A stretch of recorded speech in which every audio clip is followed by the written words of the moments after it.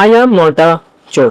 বিজয় মাল্যা এবং রাজ সামানির এই 4 ঘন্টার পডকাস্টটা হয়তো তোমাদের মধ্যে থেকে অনেকেই দেখেছেন, কিন্তু আমি ওসব নিয়ে কথা বলবো না। আমি রাজ সামানির বলা একটা সেরা কথা নিয়ে আজকে এই ভিডিওটা করছি। রাজ সামানি একবার একটা ইন্টারভিউতে বলেছিল যে তুমি কি করো না করো সেটাকে এরকম ভাবে বলো না যে এটা একটা ছোট, এটা একটা বড়, না, তুমি যেই কাজটা করো সেটাকে সিম্পলি ভাবে একদম শর্টে বলো যে আমি কাজটা করি। এবার তোমার সামনে যে মানুষটা রয়েছে তাকে ভাবতে ছেড়ে দাও যে সে সেটাকে কি ভাববে। সহজ আমি আমার উদাহরণ নিয়ে বলছি।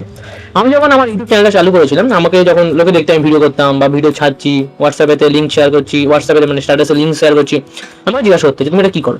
আমার একটা ছোট ইউটিউব চ্যানেল আছে, আমি ছোট কন্টেন্ট ক্রিয়েটার, আমি এরকম ভিডিও বানাই, এরকম আমি বলতাম। যখন আমি এই ভিডিওটা দেখি তারপর থেকে কিন্তু আমি বলার ব্যাপারটাকে একটু পাল্টে নিই। আমি এখন এটাই বলি যে আমি এখন কন্টেন্ট ক্রিয়েটার, আমার একটা ইউটিউব চ্যানেল রয়েছে, আমি জীবনের লেসনের ব্যাপারে কন্টেন্ট বানাই এবং আমার ভিডিও দেখে আমার ভিউয়াররা, আমার সাবস্ক্রাইবাররা আমাকে পছন্দ করে, লাইক করে এবং সাবস্ক্রাইব করে এবং কমেন্ট করে। এবার আমার সামনে যদি থাকা ব্যক্তিটা রয়েছে বা যে আমার মানে যে তার প্রশ্নের উত্তরটা পেলো, তাকে আমি ভাবতে ছেড়ে দিলাম যে সে আমাকে কি ভাববে না ভাববে।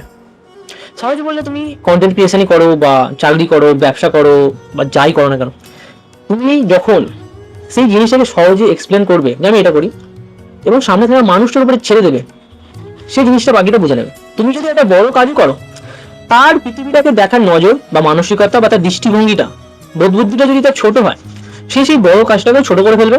আর যদি তার মানসিকতা এবং বোধবুদ্ধি এবং যথেষ্ট বিবেক থাকে, সে ছোট কাজটাকেও বড় করে ফেলবে। ঠিক আছে, তুমি এটাকে ভালো করে বোঝো, ভালো করে ভাবো যে আমি কি বললাম।